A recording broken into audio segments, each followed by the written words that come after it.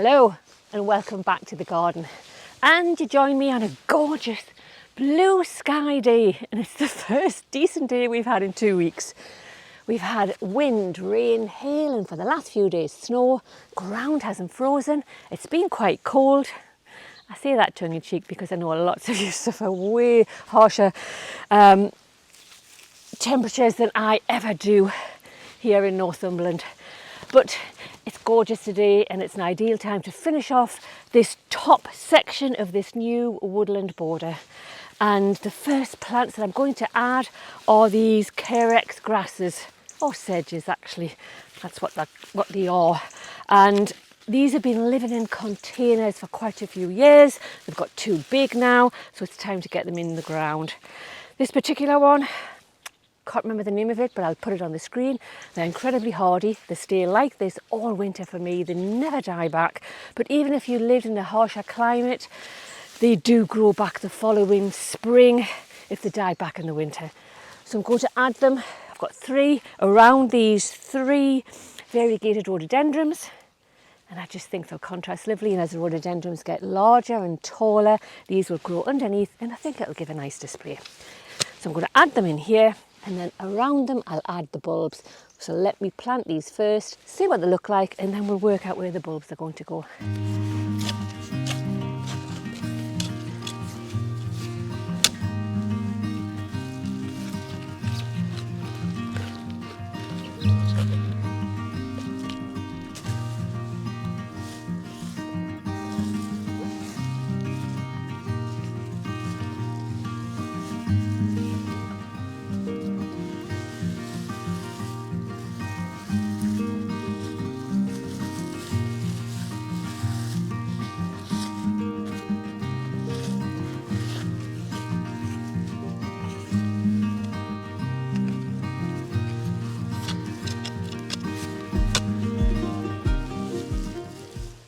Now this ground has never been cultivated before, so I'm adding a little bit compost just to get the plants off to a good start.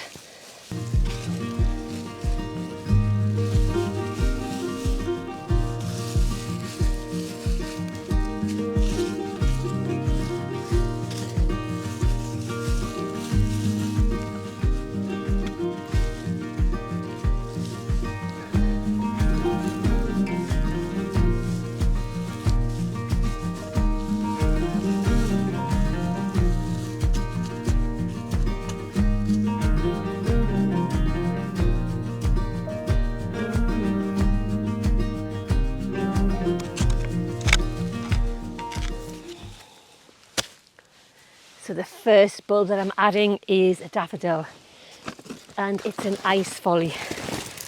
One good thing about adding them this time of year, you can get reductions in the garden centre, and as long as they feel firm, they'll flower. They may flower a little bit later because you're planting them so late.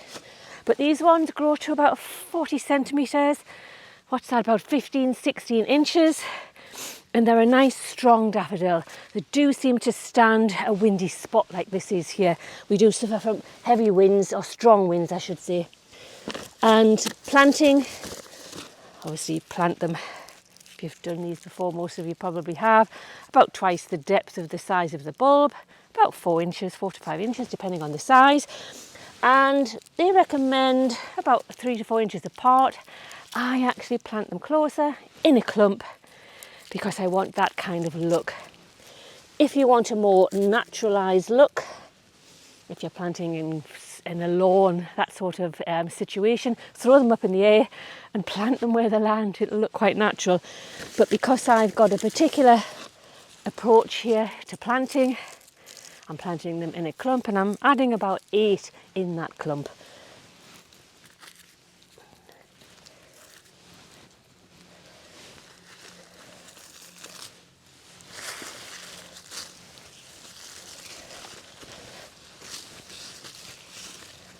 And the only other thing to add is that these are white daffodils with a yellow trumpet. And if I've got a picture from last year, because I've already got quite a few around this area, I'll add it on the screen.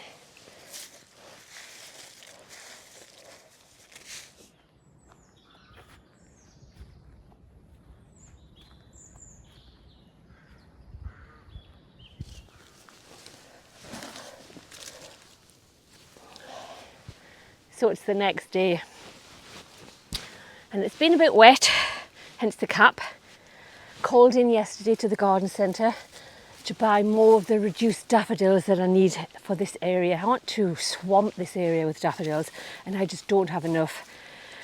And I noticed that they had reductions on quite a few plants, in particular the carex grasses. So I've bought 3 more to have a drift around these other rhododendrons, just like I did yesterday further up. And eventually I'm going to weave them right through this section.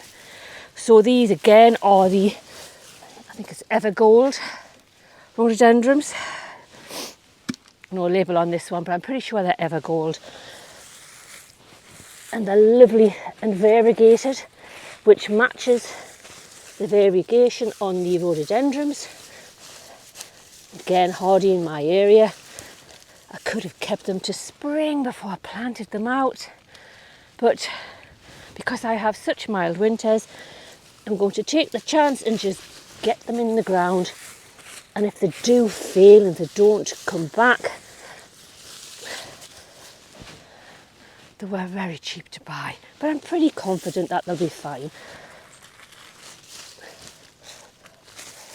Over the last couple of weeks, all my effort has been spent in the border on this side of the steps, and I would say I'm about halfway down. On this side, I haven't actually started yet, other than the very top buxus balls, which have been planted there for a couple of years now. But I do want to recreate a similar type of look that I've got on this side, where I've got the stumps at the top at this end. So that's what I'm going to do next. This second woodland border at the top is quite small compared to the one on the other side. It does have some existing shrubs which have all got flowers on. These are 3 skimmias that I added, I think it was last year, and 2 epimediums at the front, and an awful lot of snowdrops. And I think we've had moles through this area because they're all lying on the surface, so I'll need to sort that out. But the intention is to create a look similar to the other side by using these sections of tree limb, tree stumps, just like what I did on the other side. So they're quite heavy. So I'm just going to play around with them until I get the look that I'm after.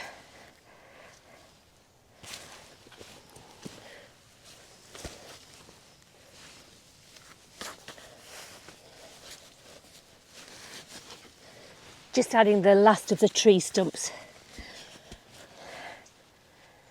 Now this has worked out quite well because the established shrubs, these skimmias, and one hellebore that I've got in the middle there, they soften the area, they look quite good, so I'm pleased with that. So I just need to put back the edging, which marks out where the path is and where the border is, how border starts, and then I can add some plants. Now I have 2 plants that I can use around these tree stumps, and I'm not quite sure what to use. Both have been dug out from elsewhere, so I do need to get them in the ground. One is a lovely hellebore, and I found the label for this one, and it's called Shooting Star. It's cream with a slight red tinge to the end of the petals, and it's one of those gold collection hellebores which I had in a container last year, and I find those particular ones more expensive to buy initially, but they really do seem to survive wherever I put them. And the other option is another one of these Dryopteris ferns, and again this is being dug out of the shade borders on the other side, and I think I'm going to go with that because I like the look of that around the stumps.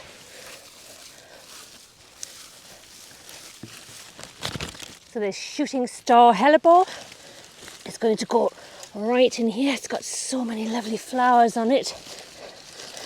I wanted to get it in the ground as quickly as possible before any more bad weather comes. And I'll eventually add more hellebores to this small border in the near future.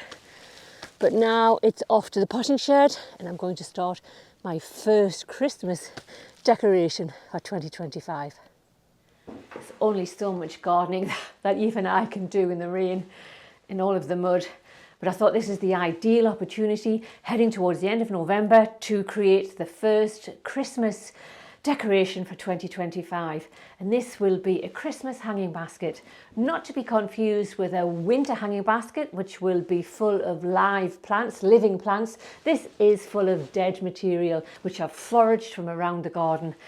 You can see along the side here, I've got all different types of greens that I've been cutting down over the last couple of weeks when I've been hedging. I save quite a bit of it for projects like this. Now this is a hanging basket. It's just a very old wicker hanging basket that I've had for many years. I've left the compost inside. I've just removed all of the annuals that were in there, and this is just basically compost and nothing else. And I thought it would be easier to work on top of this pot, so I can spin it round to show you how I'm getting on.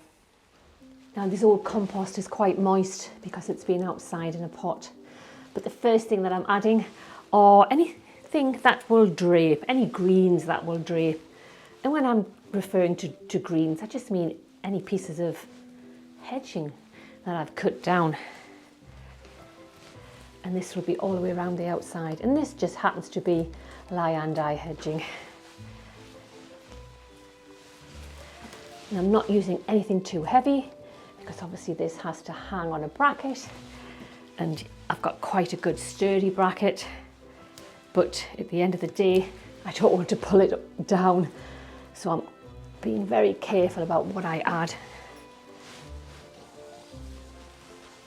The next green that I'm adding, again, is more of a one to drape over the side. I think this is from a larch tree. There was a big branch that came down in one of our windstorms, and I put it to one side because I knew that it would look good either in a hanging basket like this or in a container. And I think it'll start to give more of a Christmassy feel when I go all the way around adding these.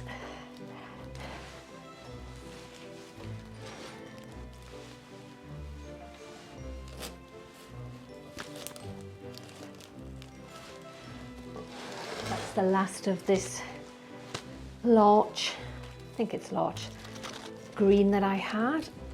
I'll force that right down as far as I can go. And I'm now going to fill in one more bit with another green. I think this one might be a cypress. It's quite a pretty one. It's got quite yellow tips to it. But unfortunately you won't see that because it's going to be draping over the side. So I'm just going to fill in again all the way around, so I've got good coverage.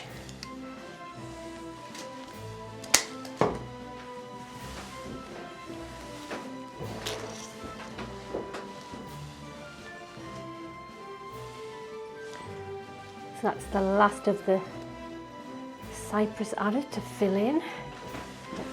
Now I'm going to add some, I think this is juniper, again to drape over the side.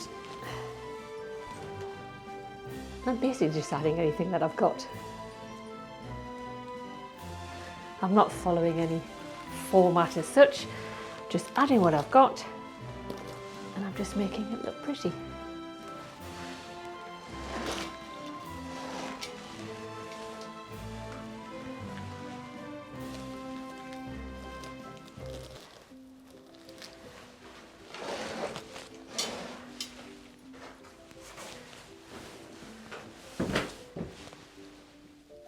So the centre, you can see me above all of this greenery, is still empty.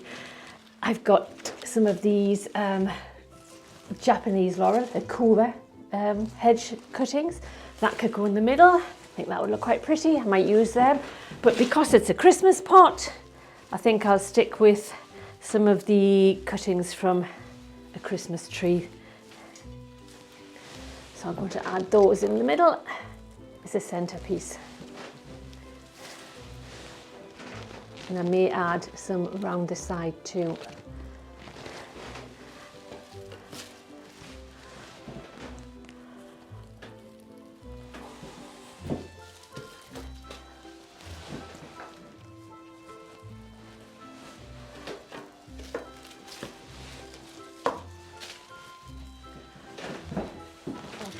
packed it full of these, I think it's a Nordman fir sections from a Christmas tree.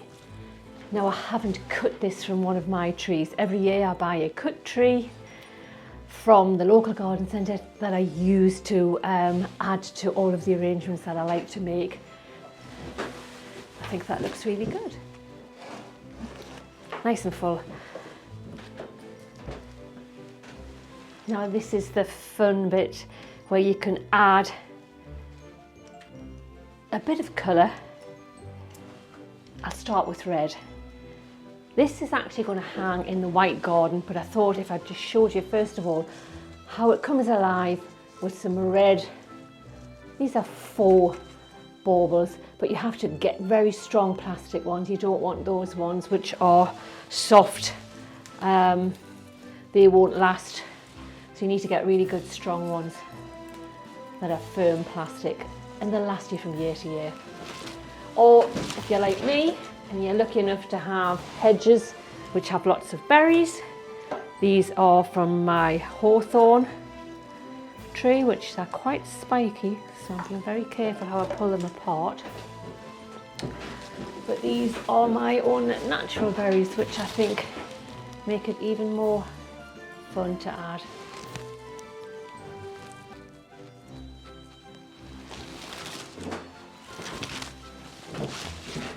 And then you can add pine cones as well. Just got some pine cones on sticks that I used last year. Everything I've had for a few years now.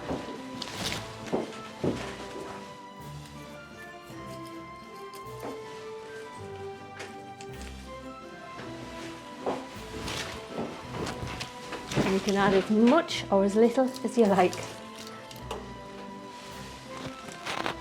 Just adding the last of the berries.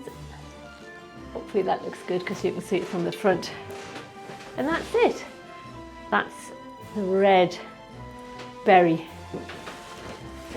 Christmas hanging basket. So let me hang it up and then you'll see what it looks like.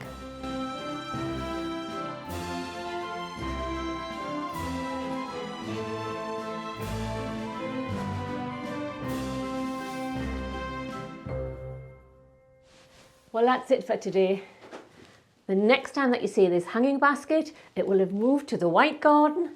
I'll have swapped all of these red berries for white baubles, and it will be used as part of the white garden Christmas makeover.